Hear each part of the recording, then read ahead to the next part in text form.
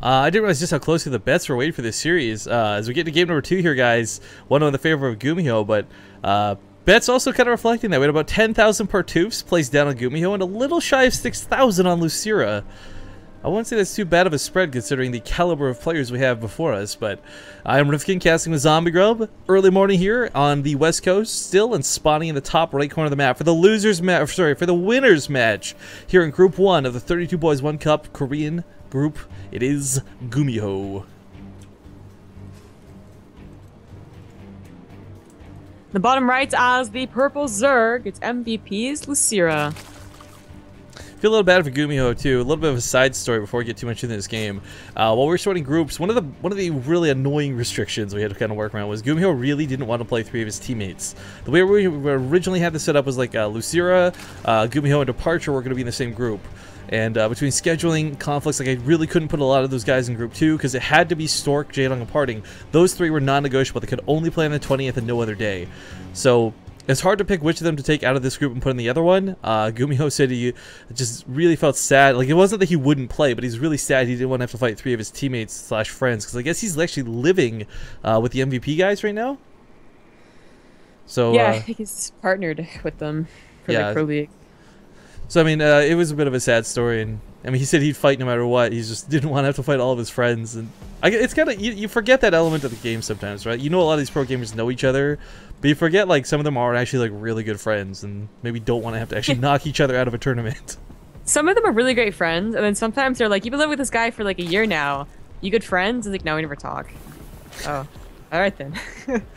I hate it. We got so much we see so much out of the Axiom house too. It kind of spoils us. Like, Olivia posts those stories, like the tales from the Axiom boys and whatnot, and it just looks like a fun joking time. But yeah, at the same time, I think a lot of this is just like you happen to live in the same house, you're just common folk. And you have a common interest. One common interest, StarCraft. Man, just side note to that too, like, I'm so jealous. The Axiom house is gonna be so fucking cool for the next few months. You got all the Axiom guys. You got State, True, and MMA also staying there. You mean full, not cool. It rhymes. I see where you'd mistaken. Okay, both. But I mean, really, like, if there's one, I wouldn't want to go to the Prime House. I wouldn't even care about like any of the other Kespa teams. Like, it's because I know the Axiom guys are really funny. They got personality. You got MMA. You got State. You got True. I mean, man, what I wouldn't give to like spend just like a weekend hanging out with all those guys. Go to Korea. I'll stay over. Okay, let me just go take a bunch of Korean first. You don't need Korean to go to Korea. I'm pretty sure I would. Because here's Rifkin in Korea. English. Excuse me, I don't know where I am. Can you help? Like, I'd be the old senile guy who gets lost in the streets. I'd be like crying in the corner, like, I don't know how to get back to the Axiom house. How do I say this in Korean? It's like Crank just like comes out of the out of the window. Rifkin. He'll find me like that little dog he found, that really cute dog. Yeah, you're not nearly as cute, sorry. Oh. Hold on. Maybe if I get a sloth hat, I can one day win your heart over. A little pig sloth hat, like a stupid sim you made. Isn't that an awesome hat? I would wear that hat. I would wear the shit out of that hat. But anyways, talking about what's happening here with the game. I mean, we didn't really touch base on the spawn locations. I wouldn't say this is better or worse for GuMiho, because we've seen that he doesn't really falter too hard to Mutalisk. Even in a crazy series versus Lenok, it wasn't the harass that won that game through Mutalisk. It was just like the sheer force, and looks like we are going to have that build cancel again. We saw this last time, albeit briefly. Although we didn't actually see the drone escape. Yeah. Kind of sucks that if she still does this, because that investment's gonna hurt. Yeah. Gonna lose the queen for this too. I mean, it was a cool move, and again, like, the concept of accelerating your creep is such a big deal versus Terran. But taking that queen loss really is gonna really not play well. Yeah, GuMiho is going for 3 Reapers. By the way, off the back of transferring over into Hellions. This is kind of like oddly timed and very surprising. Well, the one upside is there is only one way into the base on Nibis. There's actually, you can't get up anywhere else. There's no back door over here. You have to come up through the ramp or this little ledge. So at least Losira will be able to know like where it's coming from. And it's not like, oh great, there's 3 Reapers jumping in and out of Ohana through a million locations. Or not Ohana, sorry, Catalina. I was like, Ohana? Talking about next map pool, man? I'm thinking about it, man. The way that map's gonna be so annoying, and yeah, Ohana had back rocks. I remember that for the two base Immortal Senshi all in. Oh dear God, no. But I like it. Okay, yeah. The 4 queens though spread out really nicely. I mean, he's going to be okay, even if the Hellions slip by. The thing that's nice is that the Lings will get on top. This will soak the hits instead of the drones. Losira should hold against this, and it really shouldn't be a 2-0. Not here, at least. Oh no, we got double armory. Yeah, it is going to be mech on Nimbus. That is a lot of. Oh my god, the queens are completely out of position. Where there's lings? Where there's lings? There's speedlings. Okay, they don't want to go to the ramp, and I get that you don't funnel into Hellions, but yo, if they're up the top of the ramp, don't let them kill a queen. Yeah, I like that spread. Like GuMiho is like really just like, I don't think I want to take this, whereas everything he has, of course, funneled in. You definitely take it. I like the one link coming out here too to see if it's still there. You don't want to flood all your lings down and lose them. But the Roach Warren is going to be kind of key. Roaches have a very nice role in this game versus mech. Oftentimes we see them get rolled over because you see siege tanks, you see Thors. You're like, ha, Roaches, whatever. But they're really strong, especially when used correctly in the early game. In fact, we are going to have those tanks start pretty quick. So he's a little bit worried about a counterattack. Not through mutas, but through definitely Roaches. God, that's a lot of queens though. And as they come down the middle of the ramp, they're just going to funnel for these Hellions. So I can't help but wonder if this was a bad move. Transfuse is starting to go off like nuts. Tries to break the contain. As weird as the contain as that was, but... Right, all in? Oh, he's going to regret doing this if this is actually his plan. Oh, regrets. You know what? Mistakes are going to be made. We've seen this work though when people tear down the debris field instead of just going straight for the base. Against a tank though, I don't know, but he's not going to do it. So never mind. I think he canceled. But the only way, yeah, he did. The only way this tank actually reaches the Roaches attacking the debris field if it's too close to the wall, then the Roaches can actually kill the tank. So, I mean, it's. Well, it doesn't matter as long as they kill the banelings. That's true. Well, I mean, you're not going to be sending the banelings in up this ramp. The idea is you tear down the debris field first and then go. Yeah, with your entire army. It seems like the Fox could go down, but the point is he's not doing it. Yeah, so. We had 12 drones come out behind it, and he's getting that third up. So I do like the slow Roach push nonetheless. The tank's going to keep this from really getting out of control. But as you see, like what it's meant to do is like kill a lot of SCVs at the third. And GuMiho It's like, nope, no passage. Dick move. Yeah, come here, JK. I know, right? It's like, hey, come here, come to safety. Just kidding, die to the zombies. We don't care.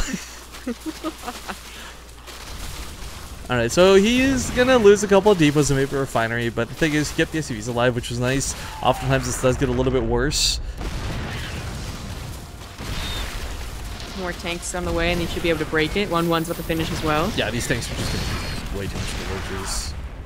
Other side of the map, the third base is finishing up in a moment's time. You know, it's... I would love to see not only a ninja base, but lots of bases. I really strongly feel like one of the better ways to beat mech, if you don't do it through creep spread, is just take all the bases on the map. Seriously. You don't have to join them up, but just physically take the bases.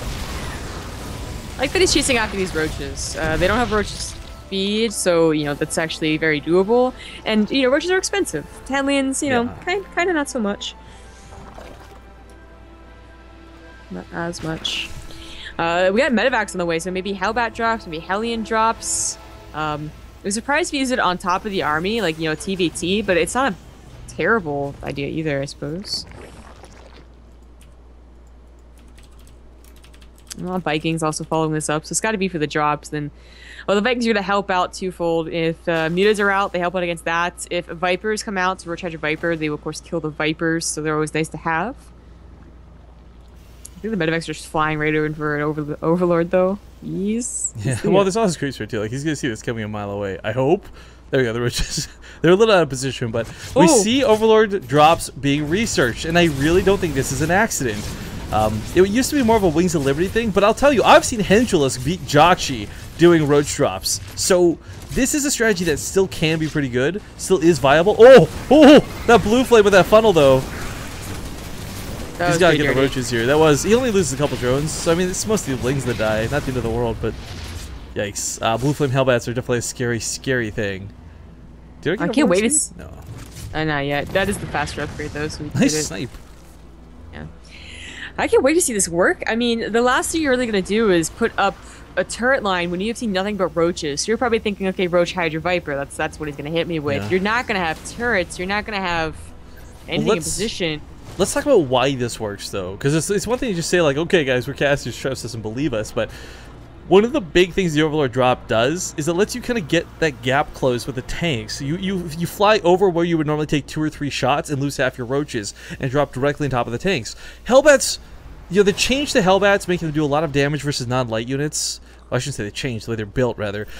If you surround the tanks, Roach drops are not as strong as they used to be. You didn't have that Hellbat and Wings of Liberty, which is why this would topple mech play a lot. But the problem with this is, if you get behind the tank lines, it's just as good as dropping directly on top of them. And the Thors don't deal bonus damage to Overlords. The Overlords are armored, so they take those hits. Without missile turrets or Vikings down, I mean, doing this is not going to go super well. But I'm wondering, without speed... Okay, never mind. I was just going to try and trick him with like a slow Overlord into the natural or something. I think this is not the all-in that we might see some players use against mech players, where it really hits at a very like early time and they really don't have a lot of tanks. It's much later, and it's probably just be used to help abuse mobility, because he actually hasn't gone up to Roach Hydra.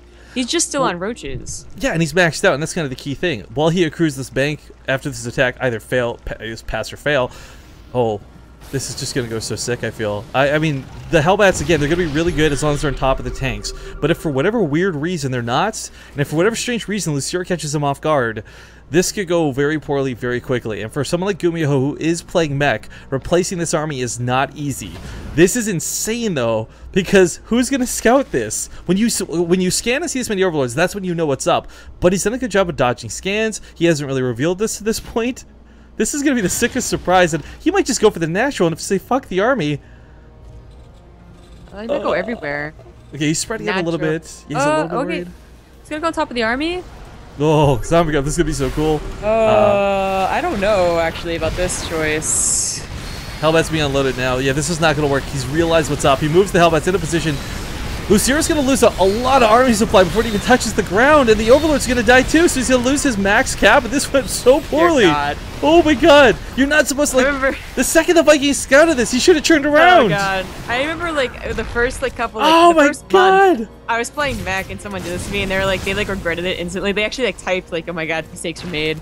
Like, the Hellbat just adds so much to that. You gotta do that when, like, the army's not maxed out. GuMiho was maxed, and it's like, start putting command centers. It's only that, but you gotta do it, like, when they don't see it coming. Like, if you see those Vikings, as we saw, like, everything, like, just got in position instantly. He's taking this really bad fight with the Roaches here. The Hellbats are too strong. They actually hit for more than Roaches do, but Splash as well. Tanks starting to siege up behind this. He might just be able to get into the dead zone of the tanks and hold this, barely, but Losira is so far down in supply. GG. GuMiho will take the winner's match 2-0. The hype and then the